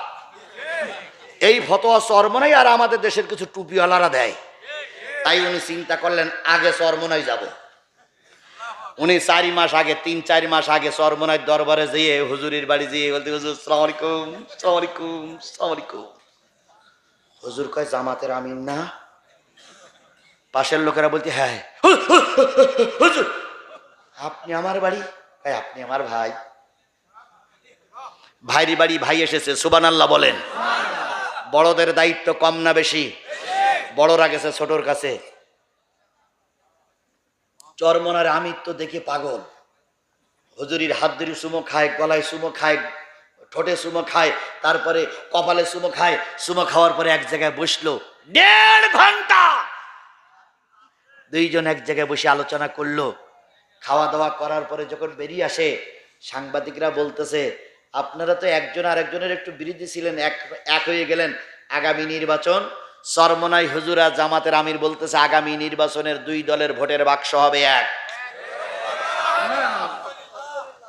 কি আমি কি বানাই বলতেছি? কথাগুলো বানাই বলতেছি? আগামী নির্বাচনে 2 হুজুরদের ভোটের বাক্স হবে কি? তাহলে বোঝা গেল চরমনাই আর জামাত এক প্ল্যাটফর্মে এসেছে। ডাইরেক্ট এখনো ঘোষণা আসেনি, কারণ কিছু বাধা, কিছু প্রতিবন্ধকতা আছে, এই জন্য এখনো ঘোষণা আসেনি। এইবার বাকি থাকলো 3টে ইসলামী দল, হেফাজত ইসলাম, খেলাফত আন্দোলন, খেলাফত মজলিস। চিন্তা করলে এদেরকে কিভাবে কনভার্ট করা যায়। 3 দল একসঙ্গে সিটিং করে বলল বাংলাদেশ জামাত ইসলাম সবচেয়ে একটা ইসলামী দল, বড় দল, তারপরে চরমনাই দল বড় দল, তারপরে আমরা 3টে, ওনারা 2 জন যখন এক হয়ে গেছে, আমরা 3টেও এক হয়ে গেলাম। তাহলে 5টা ইসলামী দল যদি কোরআনের শপথ দিয়ে রাস্তায় নামে, আমরা স্বপ্ন দেখতেছি আগামী দেশ হবে কোরআনের দেশ। আর সেই কোরআনের দেশ নির্মাণের জন্য আমাদের যার যা আছে তাই নিয়ে আগামীতে ময়দানে থাকতে হবে। কারা কারা রাজি আছেন 2 হাত উঁচু করে আল্লাহরে দেখা।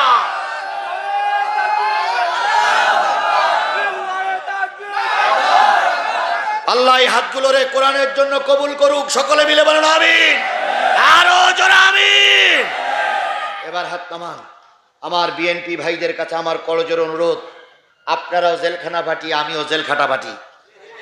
আপনারা ক্ষমতায় গেলে আমাদের লাভ। যদি জনগণ আপনাদেরকে সাপোর্ট দেয়, আপনারা ক্ষমতায় যাবেন, 2 ভাই মিলেমিশে কাজ করব ইনশাল্লাহ বলেন, ইনশাল্লাহ বলেন। খবরদার কোন এলাকায় বিএনপির সঙ্গে প্রতিদ্বন্দ্বী সৃষ্টি করবেন না, কারণ বিএনপির খালেদা জিয়া সবচেয়ে বেশি মামলা খেয়েছে। ফখরুল সাহেব মামলার পরে মামলা। কথা বলেন ঠিক না ঠিক? তারেক জিয়া দীর্ঘদিন নিজের দেশে আসতে পারে না। সুতরাং তারা আমাদের রাজনৈতিক ভাই। বিএনপি যদি ক্ষমতায় যায় আমরা স্যালুট জানাবো, স্যালুট জানাবো, স্যালুট জানাবো। কথা বলেন ঠিক না ঠিক? সুতরাং জনগণ যারাই সাপোর্ট করবে, আমরা আগামীতে তাদেরকে জাতীয় সংসদে দেখতে চাই। তবে আমরা একে অপরের ভিতরে কোনো দ্বন্দ্ব, মারামারি সৃষ্টি করব না। তাহলে 2 নম্বরে যারা আছে তারা এতিমের মাল খাওয়া পার্টি। এতিমের মাল কারা খেয়েছে আর কারা খাবে এটা আপনারা ভালো করে জানেন। সুতরাং জেনে বুঝে কোন এতিমের মাল খাওয়া পার্টিকে আমরা সাপোর্ট দেব না। ঈদ হয়ে গেছে, কয়দিন হয়েছে? কতদিন? 12-14 দিন ঈদ হলো। ঈদের দিন সবার 13 দিন। আচ্ছা হলো ভাই, আপনারা এই কয়জন লোক দাঁড়িয়ে আছেন, দাঁড়াইয়ে যদি আপনাদের মনে করেন আমার আওয়াজ ভালো লাগতেছে না, আপনারা গো আউট। আজ যদি মনে করেন যে শুনবো, তাহলে চুপচাপ শুনতে হবে। কিছু লোক মাহফিল থেকে চলে গেলে আমার মাহফিলের কোনো ক্ষতি হবে না। বদরের যুদ্ধ লোক ছিল 313 জন, আমার 313 জন থাক, আপনারা ডিস্টার্ব করেন না। কথা ঠিক, কথা ঠিক। যদি মনে করেন আমার ওয়াজ ভালো লাগতেছে না, আপনি চলে যান। 12টা বেজে গেছে, এখনো বসে আছেন কেন? আপনার তেল মাখাচ্ছে কেনা? আপনি হয় চলে যান, নতুবা আমাদের কথা বলার সুযোগ করে দেন। আর যদি মনে করেন চলে যাবেন, যান, আপনি ডিস্টার্ব করেন না। আমি আমার বাবার কথা, কোনো দলের কথা বলার জন্য আসিনি। যা বলতেছি কোরআন হাদিস দিয়ে বলতেছি। বিশ্বাস করুন, আমার মামলায় এমন কোনো মামলা নেই যে মামলায় বিএনপির নেতারা জড়িত না। সব মামলায় জামাত বিএনপির নেতারে জড়ানো হয়েছে। সুতরাং জামাত আমার ভাই, বিএনপি আমার ভাই। আল্লামা সাইদি জাতীয় সংসদে দাঁড়িয়ে বলেছিল, কৌমি আমার ডাইন পাশের চোখ, আলিয়া আমার বাম পাশের চোখ। আমিও আপনাদেরকে সেই চোখে দেখি। কখনো মনে করবেন না জিহাদি আপনাদের শত্রু, খোদার কসম না। কারণ আমরা যদি বিএনপির নেতা এখানে ক্ষমতায় আসে, আগামীতে আমরা মাহফিল করতে পারবো। আল্লাহ না করুক যদি আওয়ামী লীগ ক্ষমতায় আসে, মাহফিল করা তো দূরের কথা, আমাদের এই দেশে থাকতেই দেবে না ওই জালেমের বাচ্চারা। সুতরাং বিএনপি জামাতের টার্গেট নিতে হবে, নিজেদের ভিতরে দ্বন্দ্ব সৃষ্টি করবো না, নিজেদের ভিতরে মারামারি করব না, যে কোনো কায়দায় এক হব, কিন্তু আওয়ামী লীগকে ক্ষমতা আসতে দেব না। কালকে একটা সমাবেশ হয়ে গেছে ঢাকায়। সমাবেশের নাম কি? March for Gaza. March for Gaza. এই মার্চ ফর গাজা ডেকেছিল কারা? আলেম ওলামা নয়? সেখানে বিএনপির নেতারা ছিল না? ছিল না? সেখানে জামাতের নেতারা ছিল না? ছিল না? সেখানে হেফাজতের আলেম ওলামা ছিল না? ছিল না? সেখানে চরমনায় পীর সাহেব ছিল, আহলে হাদিসের ভাইরা ছিল। আমরা এটাই চাই, দল যার যার দেশ সবার কথা বলে, ঠিক না ঠিক? প্রয়োজনে দেশের ডাকে সবাই এক প্ল্যাটফর্মে আসবো, তবে কোন অবস্থায় ভারতকে আমার দেশে ঢুকতে দেব না। সেখানে স্লোগান উঠেছে, তুমি কে আমি কে, ফিলিস্তিন ফিলিস্তিন। তুমি কে আমি কে, ফিলিস্তিন ফিলিস্তিন। আমরা ফিলিস্তিনের মানুষ মারা যাচ্ছে, আমরা এখানে বসে তামাশা দেখতে পারি না। কথা বলেন, কথা বলেন, কথা বলেন। আমার ভাইয়েরা, আল্লাহ নবী সাল্লাল্লাহু আলাইহি সাল্লামের সাহাবী আবু বকর রাদিয়াল্লাহু তাআলা আনহু মদিনার খলিফা। 2 বছর 3 মাস 17 দিন 6 ঘন্টা আবু বকর খেলাফতের দায়িত্বে ছিলেন। উনি রাত্রে সমস্ত লোকের দায়িত্ব পালন করার পরে ঘরে এসে দেখে ছোট্ট ছোট্ট বাচ্চাগুলো ঘুম পড়েছে, এখনো চোখের পানি মুছে যায়নি। মার হাত ধরে ঘুমাইছে, কেউ বা এমনি ঘুমাইছে। আর উম্মে রুম্মান আবু বকরের স্ত্রী দরজার কাছে পিঠ লাগায়ে 2 চোখের পানি ফেলায় কাঁদতেছে আর বলতেছে, মালিক, এত বড় মক্কার, এত বড় কাবার একজন খলিফা, তার বাড়িতে একটু সিমাই নাই, তার বাড়িতে একটু ভালো খাবার নাই, বাচ্চাদের জন্য নতুন কাপড় নাই। এ কোন খলিফা, এ কোন খলিফা, এ কোন খলিফা?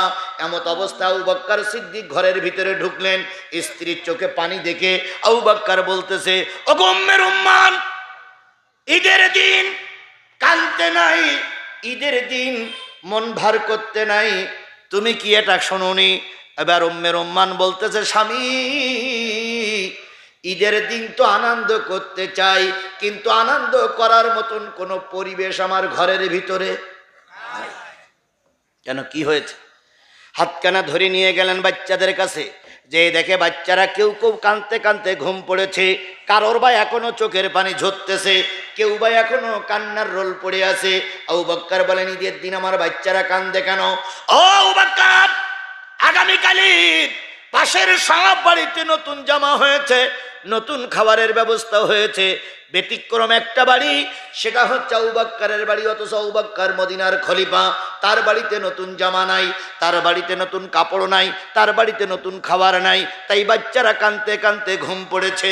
উম্মে রুম্মানকে বুকের ভিতরে জড়াই ধরলেন আবু বকর, 2 গালে 2 চুমা দিয়ে ঠোঁটের পরে মুখটা লাগায় বলতেছে, উম্মে রুম্মান, দুঃখ করো না, আমি মদিনার খলিফা, আমার বাড়ি আনন্দ হবে আর আমার পাশের মানুষগুলো না খেয়ে থাকবে, এটা কখনো খলিফার চরিত্র হতে পারে না। আমি সবার মুখে হাসি ফুটাইতে দিয়ে আমার ঘরে নতুন কিছু করতে পারি নাই। উম্মে রুম্মান বললেন, স্বামী তুমি যা বেতন পাও, তুমি যা ভাতা পাও, 1 মাসের ভাতা আগাম নেও, নিয়ে অন্তত ঈদের দিনে বাচ্চাদের একটু খুশি করি। আবু বকর গলার ভিতরে জড়াই ধরে বলতেছে, স্ত্রী আমাকে ঋণী করো না, কারণ 1 মাস আগে যদি বেতন নেই আর এর ভেতরে যদি আমি মারা যাই, আমি আল্লাহর কাছে কৈফাত দিতে পারবো না। তুমি দয়া করে আমার পাপী বানাইও না, তুমি বাচ্চাদের বুঝাইও, আমিও বুঝবো, আমিও বুঝাবো, হয়তো বাচ্চারা আমার কথা শুনে বুঝবে। দুইজন তাহাজ্জুদের নামাজ পড়ে ঘুম পড়লেন। সকালবেলা আবু বকর সিদ্দিক সবার আগে রাজ দরবারে চলে গেলেন, কারণ তিনি হবেন মসজিদের ইমাম, ঈদগার ময়দানের ইমাম। তিনি চলে গেলেন, বাচ্চাগুলো সকালবেলা ডেকে মার বলতেছে, আম্মু দেখো না কত বাচ্চারা নতুন জামা পরে ঈদের ময়দানে যাচ্ছে, দেখো না কত নতুন খাদ্যের গন্ধ আসতেছে। আর আমরা পরিবার, আমাদের পরিবার খলিফার পরিবার, আমাদের পরিবার রাষ্ট্রের পরিবার, রাষ্ট্রপতির পরিবার, আমাদের ঘরে কোনো খাবার নেই। উম্মে রুম্মান যে কায়দায় হোক বুঝালেন আর বললেন, ও আমার সোনা মানিকেরা, তোদেরকে আশ্বস্ত করতেছি, আগামী ঈদে তোদের নতুন জামার ব্যবস্থা করে দেব। বাচ্চারা এ তারিখের মতন একটু কি হলো, শান্ত হলো। পরের ঈদ কয় মাস কয়দিন পরে, 2 মাস 10 দিন পরে ঈদুল আজহার ঈদে আবু বকর প্রতি ঈদের নাই এবারও সকলের কাজকর্ম দেখার জন্য গেছে। বাড়ি এসে দেখে গত ঈদে উম্মে রুম্মান কেঁদেছিল, আজকে উম্মে রুম্মানের মুখে হাসি। গালে চুমা দিয়ে বলতেছে, আমি তো এরকম ফ্যামিলি চাই, আজকে তুমি হাসি খুশি যে। কয় বাচ্চাদের জন্য নতুন কিছু করার পরিকল্পনা নিছে, এই জন্য মুখে হাসি। আবু বকর থমকে দাঁড়িয়ে বললেন, কি পরিকল্পনা নিয়েছ উম্মে রুম্মান? উম্মে রুম্মান বললেন, স্বামী এই পোটলা 2টা হাতে করে নিয়ে যাও, বাজারে বিক্রি করো, বাজারে বিক্রি করে যে পয়সা পাবে সেই পয়সা দিয়ে আমার সোনা মানিকদের নতুন জামা কিনে নিয়ে এসো, সেই পয়সা দিয়ে আমার সোনা মানিকদের জন্য নতুন খাবার কিনে নিয়ে এসো। এবার আবু বকর বললেন, এতে কি আর এতে কি? এবার উম্মে রুম্মান বললেন, এটা খেজুর আর এটা আটা। কোথায় পেলে তুমি? কয় 2 মাস 10 দিন বাইতুল মালের থেকে সরকারি যে খাদ্য আমাদের বাড়ি আসে, ওই খেজুরের থেকে 4টা করে খেজুর দৈনিক আলাদা করেছি, 2 মুষ্টি 3 মুষ্টি করে আটা আলাদা করেছি। 2 মাস 10 দিনে যা গচ্ছিত হয়েছে সেইগুলো তোমার হাতে তুলে দিলাম। তোমার স্ত্রী চুরি করিনি, তোমার স্ত্রী অন্যায় কাজ করিনি, এইগুলো বাজারে বিক্রি করে এবার নতুন জামা কাপড়ের ব্যবস্থা করো। বলুন তো আবু বকরের স্ত্রী কি সঠিক করেছে না ভুল করেছে? বলেন তো, সঠিক পথে গিয়েছে না ভুল পথে গিয়েছে? নিচে না খেয়ে পরিবারের একটু কষ্ট দিয়ে ঈদের আনন্দ করবে, এটা কি গুনার কাজ? না, এটা কি খারাপ কিছু না। কিন্তু আবু বকরের চোখে এটা ভালো লাগলো না। আবু বকর সিদ্দিক রাদিয়াল্লাহু তাআলা আনহু রুটি আর খেজুর আর আটাগুলো নিয়ে মদিনার অলিতে গলিতে ঘুরতেছে। কার বাড়িতে কান্নার আওয়াজ? হঠাৎ করে 2টা বাড়িতে কান্নার আওয়াজ পাইলেন। আবু বকর সিদ্দিক তার বাড়ি যেয়ে বললেন, ও মা, বাচ্চাগুলো কেন কান্দে?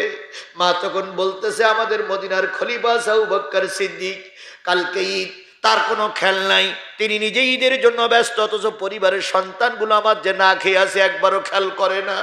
তখন আবু বকর সিদ্দিক বলতেছে, বোন, আবু বকরকে গালিগালাজ করো না।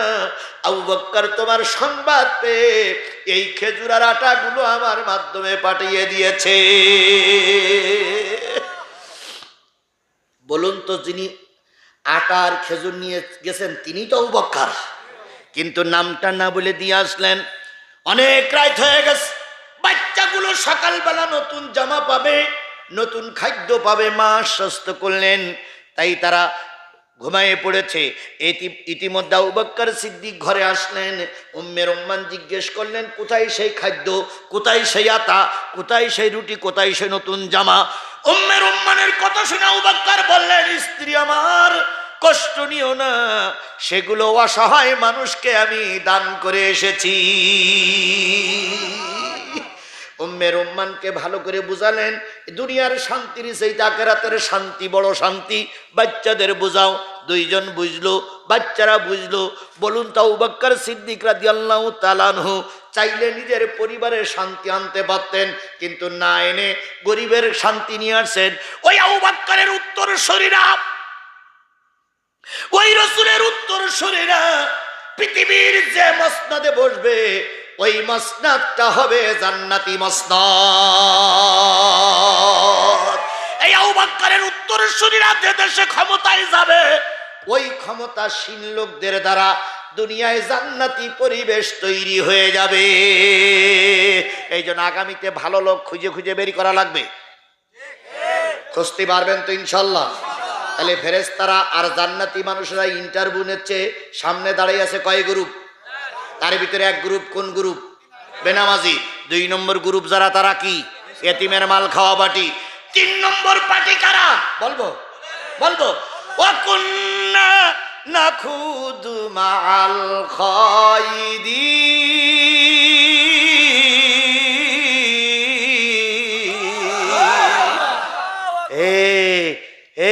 জাহান্নামীরা, তোমরা 3 নম্বর লাইনে যারা আছো তোমাদেরকে তো হুজুর হুজুর মনে হয়। তোমরা না বক্তা ছিলে? তোমরা না মসজিদের ইমাম সাহেব ছিলে? তোমরা না মাদ্রাসার প্রিন্সিপাল ছিলে? তোমরা না মাদ্রাসার মুহতামিম ছিলে? তোমরা না বিমানে আসতে ওয়াজ করতে? তোমরা না ওয়াজ করে লাখ লাখ টাকা নিতে? তো তোমরা দোজখে যাচ্ছাও কে? তোমাদের ওয়াজ শুনেই তো মানুষ ভালো পথে চলতো। তোমরা দোজখে যাচ্ছাও কেন? ও হুজুররা, তোমরা দোজখে কেন? ওই হুজুররা তখন এবার উপরের দিকে তাকাইয়ে দুঃখ করে বলবে, ভাই আমি সব করতাম কিন্তু আল্লাহর কোরআনের আইন বাস্তবায়ন হোক এটা আমি চাইনি। কথা ক্লিয়ার? কথা ক্লিয়ার? তাহলে আল্লাহর দিন, আল্লাহর দুনিয়ায় বাস্তবায়ন করার জন্য, কোরআনের আইন রাজপথে প্রতিষ্ঠা করার জন্য, কোরআনের আইন রাষ্ট্রে প্রতিষ্ঠা করার জন্য যে মৌলবীরা চাবে না, যে হুজুররা চাবে না, সে হুজুররাও জাহান্নামের কাতারে দাঁড়াই থাকবে। তাহলে আজকের যারা মসজিদের ইমাম আছেন, আমি আপনাদের পায়ে ধরে হাত ধরে বলতেছি, আপনাদের দায়িত্বটা অনেক বড়। কথা বলেন, আপনাদের দায়িত্বটা অনেক বড়। আজকের এই আলোচনাগুলো শুনে যদি আপনি কাজে লাগাইয়ে যদি সামনে শুক্রবারে এরপরে বয়ান দেন, এরপরে বয়ান দেন, তাহলে তাহলে তাহলে তাহলে আজ আগামীতে আমরা ইসলাম ক্ষমতায় যাবার একটা পরিবেশ তৈরি হবে। আমাদের দেশের একদল পীর আছে, আমি পীরদের স্যালুট জানাই, কিন্তু অধিকাংশ পীরগুলো দিন কায়েমের বিরোধী। পানির ভিতর আগুন জ্বলে, পানির ভিতর আগুন জ্বলে, ঝড় বাতাসে নেবে না। খাজা বাবার মুরিদ হইলে নামাজ রোজা লাগে না। আছে আছে আছে আছে। পানি গড় গড়াইয়া পড়তাছে, হে বাবা আমায় ডাকতাছে, আয় রে মানিক আমার বুকে আয়। বুকের ভিতর আছে প্রাণ, তার ভিতরে মেশিন গান, ভান্ডারি বাবা আমার আছে, আমাদের দেশে আছে আছে আছে। সুতরাং যেই আলেমেরা, যেই পীরিরা দিন কায়েমের বিরোধী, আমরা তাদের দলে থাকবো না। সুতরাং দিন কায়েম করা ফরজ সকলের জন্য। আন আকিমুদ্দিনু ওয়ালা তাতাফাররাকু ফিহি, দিন কায়েমের ব্যাপারে কোনো মতপার্থক্য সৃষ্টি করা যাবে না। তাহলে দিন কায়েমের ব্যাপারে আমরা সবাই এক থাকবো ইনশাআল্লাহ। তাহলে 3 নম্বর লাইনে যারা থাকবে তারা দিন কায়েমের বিরোধী শক্তি। এবার মুরব্বী বসেন, হয়ে গেছে আমার 12:30 বেজে গেছে, আমি খেয়াল করেছি, বসেন, হয়ে গেছে হয়ে গেছে আমার ভাইরা। এবার 4 নম্বর লাইনে তাকাই বলতেছে, তোরা কারা? ওয়াকুন্না নুকাযযিবু বিয়াউমিদ্দিন।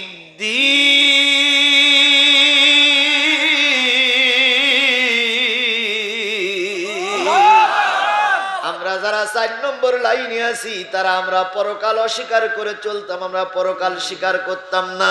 এবার পরকালে যেই কৈফাতগুলো নেবে, পরকালে যেয়ে দাঁড়ানো লাগবে, পরকালে যেয়ে নেতার সঙ্গে জান্নাত নাই জাহান্নাম হবে, এ কথা বলার পরেও কিছু লোকের পরিবর্তন হয়নি। এটা কি কথা ঠিক না বেঠিক? কিছু লোক আমার বিরোধিতা করতেছো, এত কোরআনের কথা বলার পরেও তোমরা পরকাল অস্বীকার করতেছো, তোমরা বিরোধিতা করবা, তোমরা জিহাদি নিয়ে সমালোচনা করবা, তোমরা জিহাদির পথে ব্যারিকেড তৈরি করবা, এটা আমার আল্লাহ জানতো। সেই লোকগুলোই সমালোচনা করতেছে জিহাদির কথা। বলেন ঠিক না বেঠিক? জিহাদি বারবার বলতেছে রাজনীতি করবে না, কিন্তু কথার ভাগ ঠোকর দিয়ে জিহাদি রাজনীতি করে যাচ্ছে। এ কথা বলার লোক বাজারে দাঁড়াইয়া আছে না নাই? এর ভিতরেও আছে না নাই? কিছু লোক হেলান দিয়ে বসে বসে এই কথাই বলতেছিল, দেখ হুজুর বলতেছে রাজনীতি করব না, অথচ হুজুর এক পার্টির পক্ষেই।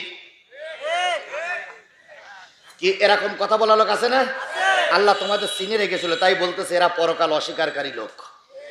যতই কোরআন হাদিসের কথা বলেন, এইবার এক ভ্যানে বাড়ি যাওয়ার সময় কি বলবে জানেন? 4 জন যাচ্ছে, এই হুজুর আজকে কি কথা বললো রে, একেবারে চোখের আঙুল দিয়ে দেখাই দিল যে। তখন যে লোক এই দল করবে না সে লোক কি বলে জানেন? এই বাদ দে, হুজুররা কত রকম বলে। তখন এই 3 জন বলতে হুজুররা কত রকম বলে ঠিক, কিন্তু এ লোক তো দলিল প্রমাণ দিচ্ছে। কালকে আমরা কোরআন শরীফ খুলি দেখবো, সূরা জুমারের কয়টা আয়াত আর মুদ্দাসিরের কয়টা আয়াত? 5টা আয়াত। জুমারের 71, 72 আর মুদ্দাসিরের 41, 42, 43, 44, 45, 5টা আয়াত আমরা এখনই পড়ি। এই আমাদের এই মোবাইলি কোরআন শরীফ আছে, বের কর দিন। বের করার পরে দেখা গেল সব মিলে গেল। তখন বিরোধী গ্রুপ কি বলে জানেন? আচ্ছা বুঝলাম হুজুরি সব কথা সত্য, তো হুজুর যদি এতই ভালো হয় তো ওয়াজ করে টাকা নিল কেন?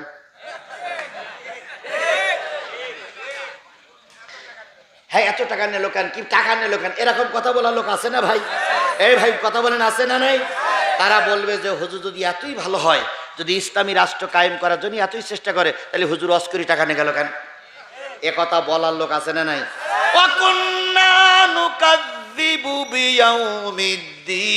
এরাই হলো পরকাল অস্বীকারী। তাহলে আমরা 4 গ্রুপই থাকবো আর 4 গ্রুপই থাকবো না। বেনামাজি যাবে জাহান্নামে, তাহলে নামাজিদের সাথেই থাকবো ইনশাল্লাহ। যারা ইয়েতিমের মাল খায় তারা যাবে কোথায়? তাহলে ইয়েতিমের মাল যারা খায় না আমরা তাদের সাথেই থাকবো। যারা ইসলামী রাজনীতির বিরোধিতা করে তারাই যাবে জাহান্নামে। তাহলে আজকের থেকে আমরা ইসলামী রাজ প্রতিষ্ঠার পক্ষেই থাকবো। যারা পরকাল অস্বীকার করে তারা যাবে জাহান্নামে, তাহলে আমরা পরকাল স্বীকার যারা করে তাদের পক্ষেই থাকবো। এতক্ষণ ধরে ইন্টারভিউ হলো কার সাথে? এই মুসলমান, এখনো কথা শেষ হয়নি, আর একটুখানি মাত্র 2 মিনিট, মাত্র 2 মিনিট। এতক্ষণ ইন্টারভিউ হইল কাদের সাথে? জান্নাতি ফেরেশতারা, জাহান্নামী মালিক ফেরেশতারা জিজ্ঞেস করতেছে কাদের?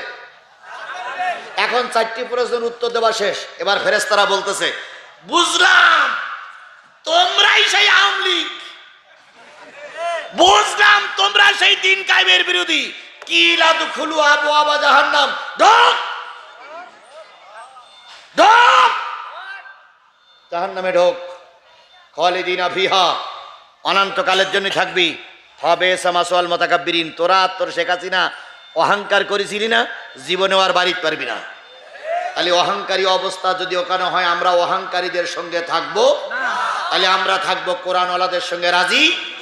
আল্লাহ আমাদের কোরআনওয়ালাদের সঙ্গে কবুল করুক। আর একটু জোরে বলেন আমিন, আরো জোরে আমিন।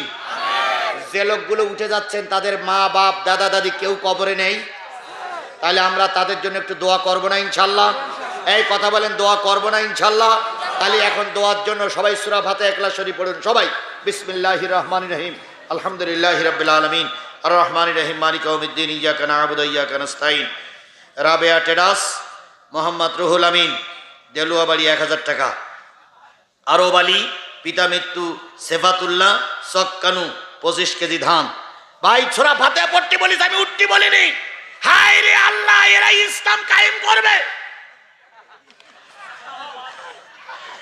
আচ্ছা এটা কি ভাই বলেন? ভাই হয়ে গেছে। এটা কি লিখেছেন?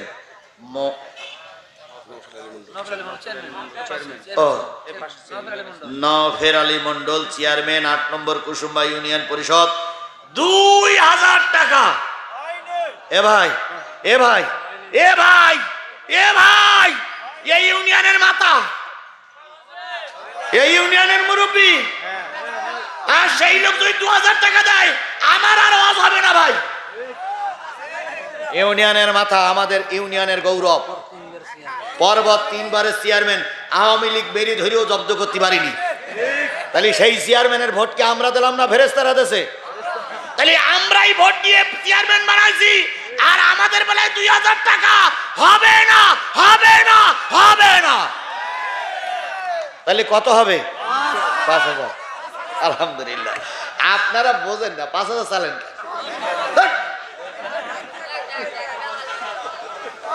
আর 2 বার চাওয়া যায়, বলবে হুজুর এতক্ষণ ওয়াজ করি হুজুরির কথা ঘুরুই গেল।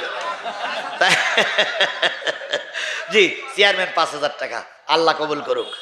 আজকের মাহফিলের সম্মানিত সভাপতি, যিনি মাহফিলের সবার উপরে, কথা বলেন ঠিক না ঠিক? সভাপতি সাহেব কেটা জানো? এই ও কত দিয়েছেন ভাই? আজকের মাহফিলের সম্মানিত সভাপতি 50,000 টাকা। জোরে বলেন মারহাবা।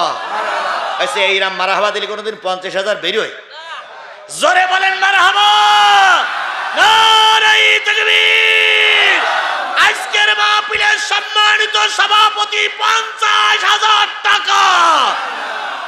আজকের মাহফিলের সভাপতি যুবক মানুষ, সে নাম কই? ও আচ্ছা, দুলাল হোসেন আপন, বিশিষ্ট ব্যবসায়ী, ঢাকার থেকে আগত, 50,000 টাকা। মাশাআল্লাহ, আল্লাহ তাআলা এই নামগুলো। রাজু আহমেদ, রাজশাহী, 500 টাকা। বাবুল মিত্র, আব্দুল হাকিম সর্দার, 20 কেজি ধান, নম্বর দিয়ে দিয়েছে ভাই, ইনশাআল্লাহ। আলহামদুলিল্লাহ। এখানেও ফের, এখানেও ফের। আমার যদি কমিটির লোক একটু লিখে দেয় যে হুজুরি 1 লাখ চাবে, এই আপনারা সাইড বলেছেন 1 লাখ সাইড বলেছেন কেন? আমার আমি ভুল করি 50,000 সেই বলছি, উনি 50,000 রাজি। আর একটু জোরে বলেন আলহামদুলিল্লাহ। আমাদেরই ভাই, দেখে শুনে মনে হচ্ছে আমাদেরই ভাই। আমাদের ভাইদের আমরা বেশি চাপ দেব না, কারণ আগামীতে দিন টিকায় রাখার জন্য সকলকে ময়দানে থাকা লাগবে। তার আগে প্রতিষ্ঠান টিকায় রাখতে হবে ইনশাল্লাহ। আমার চেয়ারম্যান 5,000, সম্মানিত সভাপতি 50,000। তাহলে চেয়ারম্যান ভাই আর সভাপতি ভাই দুইজনে তো সময় দেবো, আমার পক্ষে সম্ভব নয়, যেহেতু এখন দোয়া করব। সভাপতি ভাই যদি একটু সালাম দেয়, শুধু একটু সালাম, রাজি? তাহলে সভাপতি ভাইকে মাইক দেন, দেবেন না? আস্তাগফিরুল্লাহ রব্বি মিন কুল্লি জামবি ওয়া আতুবু ইলাইহি লা হাওলা ওয়ালা কুওয়াতা ইল্লা বিল্লাহিল আলিয়্যিল আযীম। ও ভাই, এতক্ষণ কথা বললাম, রাগ করেছেন? আমি কি আমার বাবার কথা বলেছি? আমি কি কোনো দলের কথা বলেছি? আমি কিসের থেকে কথা বলেছি? কোরআন থেকে কথা বলতে গেলে কারোর পক্ষে কারোর বিপক্ষে যাবে। আর এতে যদি কেউ রাগ করে থাকেন, আল্লাহর হস্তে কোরআনের খাতিরে আমাকে মাফ করে দিবেন, আল্লাহুম্মা আমিন। রব্বানা যালামনা আনফুসানা ওয়া ইল্লাম তাগফির লানা ওয়া তারহামনা লানাকুনান্না মিনাল খাসিরিন। রব্বানা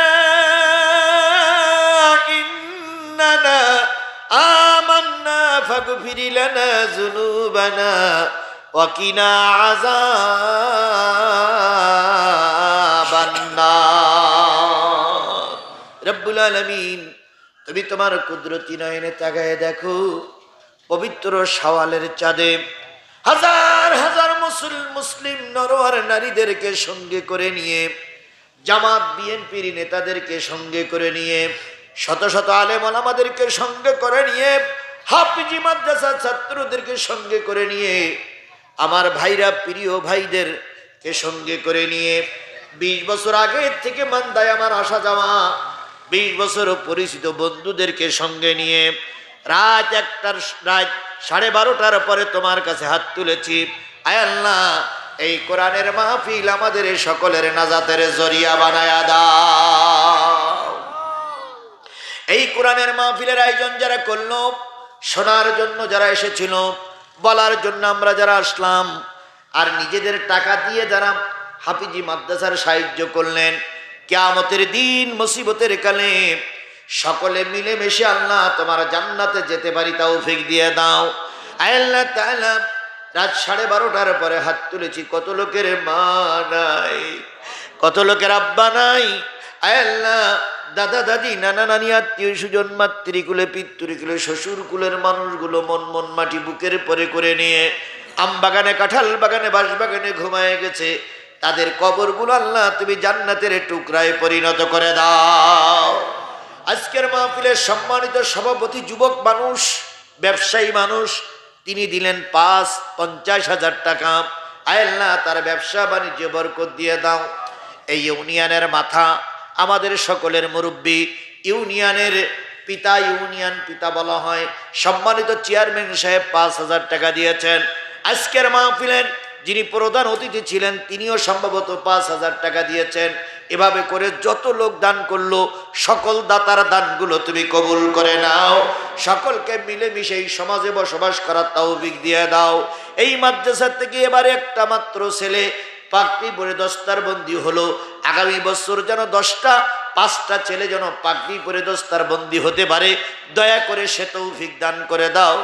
ও মাবুদ, 53টা বছর 54টা বছর আমরা এই দেশ স্বাধীন করেছি, একটিবারের জন্য জাতীয় সংসদে কোরআন নিয়ে যেতে পারিনি।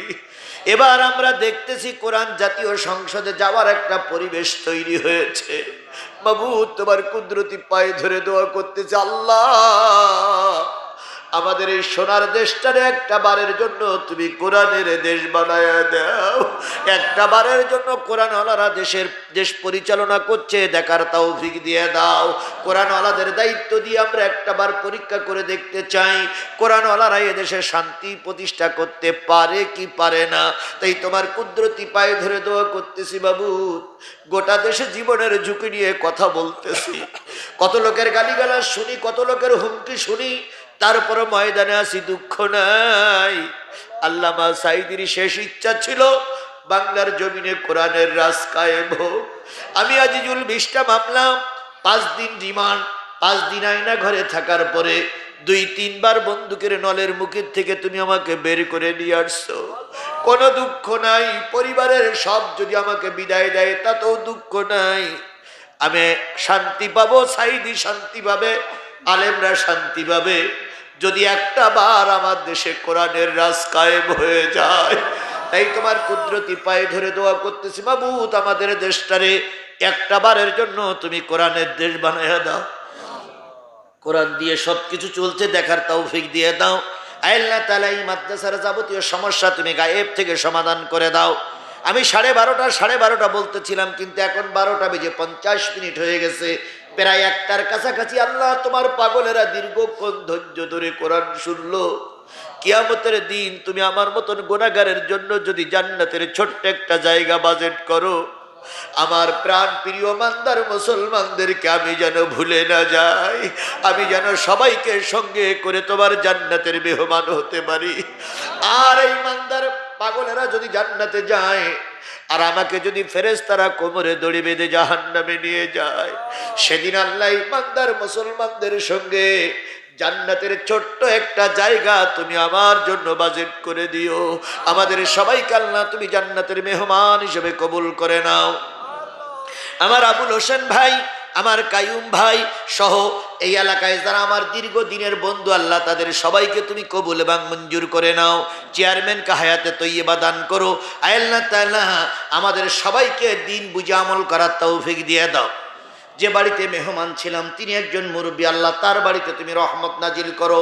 হেফজখানাটা কবুল করে নাও, হেফজখানাটা কবুল করে নাও, হেফজখানাটা কবুল করে নাও। আমাদের সবাইকে সুস্থ শরীরে নিজ নিজ এলাকায় পৌঁছানোর তৌফিক দিয়ে দাও। মা বোনদেরকে কোরআন হাদিস বুঝে আমল করার তৌফিক দিয়ে দাও। সুবহানা রাব্বিকা রব্বিল ইজ্জাতি আম্মা ইয়াসিফুন ওয়া সালামুন আলাল মুরসালিন ওয়ালহামদুলিল্লাহি রাব্বিল আলামিন।